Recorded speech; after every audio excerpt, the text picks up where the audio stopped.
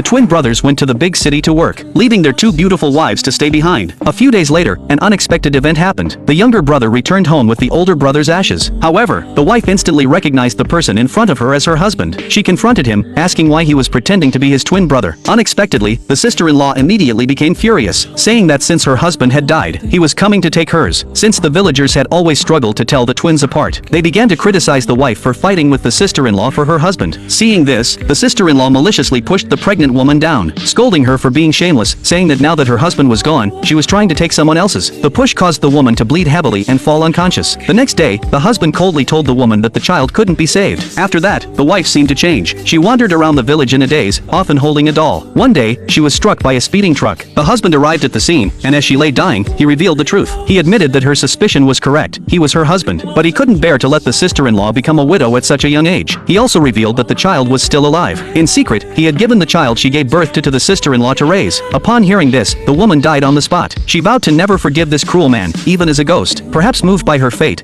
gave her a second chance. In the moment of her death, she suddenly opened her eyes again. She then realized that she had been reborn. The day she was reborn was the same day her husband was bringing back the ashes. This time, to avoid repeating the same fate, she decided to go with the flow. She didn't expose her husband immediately. Instead, she grabbed a wooden stick and hit him hard, scolding him for not taking care of his twin brother. She then held the ashes and cried out, calling her husband's name. Her unexpected reaction stunned him. Before he could react, she continued with her plan. She proposed holding an elaborate funeral for her husband and having a 7-day banquet for the villagers. Now that she was a widow and pregnant, the funeral expenses would have to be covered by her brother-in-law. The villagers supported this idea. After all, who wouldn't want a free meal for 7 days? Hearing this, the sister-in-law panicked. If they kept feeding everyone, their savings would be gone. But if they refused, they would be gossiped about. Seeing the awkwardness of the sister-in-law and husband, the wife seized the opportunity to stoke the fire, saying that both the brother and sister-in-law were very filial. They would never let the funeral be done poorly. This resonated with the villagers, and they agreed with the wife's words. One villager remarked that the brothers were famous for their deep bond, so the money shouldn't be paid by the wife alone. As the villagers began to agree with her, the husband and sister-in-law had no choice but to agree to pay for the funeral. With the villagers' help, the funeral and banquet went smoothly. The wife showed no sign of sadness. Instead, she warmly greeted the villagers, and the villagers didn't hold back, eating and enjoying themselves. The husband, watching from the side, was furious but dared not speak. He could only grit his teeth and swallow his anger. Soon, the 7-day banquet drained all their money. When the final day of the banquet came, the wife, holding her husband's portrait, made an announcement, saying that since her husband was dead, she would remarry. This scared the husband, and he immediately stopped her. But the villagers thought his reaction was excessive. After all, the wife remarrying was a good thing. She could take care of the child still in her womb. The villagers jokingly wondered if he had fallen in love with his own sister-in-law. When they saw the children call him a bad guy, the husband couldn't hold back any longer. He immediately declared that she couldn't remarry because the child in her womb was his.